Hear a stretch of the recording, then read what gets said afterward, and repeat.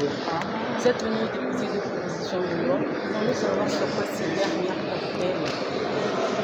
Oui, nous venons de déposer la proposition de loi qui est ce qu'on appelle la proposition de loi sportive.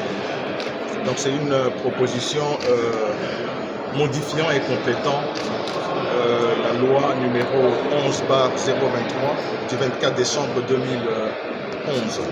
Vous savez, depuis que cette loi a été votée à l'Assemblée nationale, on n'a jamais appliqué les règles qui sont dedans. Et nous, en tant qu'élus, en tant que législateurs, nous avons eu la chance, le mandat passé, d'être au gouvernement comme ministre des Sports et Loisirs. Et il a plu au président de la République de nous demander de convoquer une assemblée générale. Et on a eu l'assemblée générale de Mboula Lodge, qui a été animée par plusieurs experts mondiaux en matière sportive. Et avec ces derniers, nous avons eu à amender et à mettre beaucoup de sauce dans cette loi-là. Alors il était question pour nous, en tant qu'élus aujourd'hui, de mettre en pratique ce qu'on avait pris comme résolution aux États généraux de Mboula Lodge. Donc voilà la raison pour laquelle nous avons travaillé. Nous avons eu à travailler sur l'ancienne loi, la modifier, la compléter, essayer de mettre ce qui manquait là-dedans pour que finalement on arrive à donner à la population congolaise sa politique sportive. Parce que c'est ce qui nous manque jusqu'aujourd'hui. Aujourd'hui, vous voyez qu'il y a des championnats aux arrêts, il y a des athlètes qui ne sont pas rémunérés comme il se faut. Et nous avons beaucoup de lacunes par rapport à notre sport. Comment amener notre sport à guérir finalement? Il nous faut une proposition de loi. Voilà ce que nous venons de faire. Nous avons déposé à l'Assemblée nationale. À la session de mars, nous allons débattre là-dessus et que cette loi soit votée à l'Assemblée et promulguée par le président de la République, chef de l'État, et que la population ou la RDC finalement ait une loi pour accompagner le sport. Quelles sont les innovations contenues dans ce texte? Il y a beaucoup d'innovations, notamment concernant le sponsoring. J'ai parlé de l'arrêt des championnats.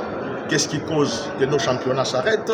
Il y a le management, la gestion des sports en général. Quand on parle de sport ici, on ne voit pas le football. Nous voyons tous les sports en général. Et comment préparer aujourd'hui? Vous voyez par exemple quand on parle de l'équipe nationale, nous misons sur les binationaux. Que dire des sports d'âge? Où sont les jeunes? Il y a des infrastructures, on doit avoir des stades, on doit avoir des arénas, on doit préparer des dirigeants, des sportifs, des encadreurs dès le bas âge.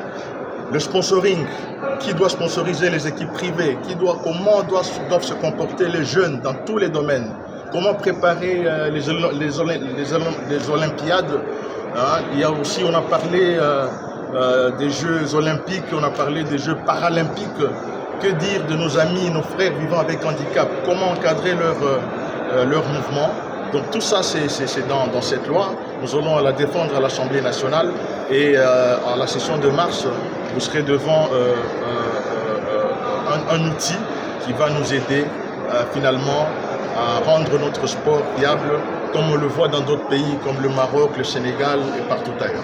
En 2006, il y avait une loi proposée sur le sport par l'honorable Kabongo. Quelle est la différence avec la vôtre? Quand on parle de modification et de compléter, c'est la même loi qui a été votée en 2006, a été modifiée en 2011.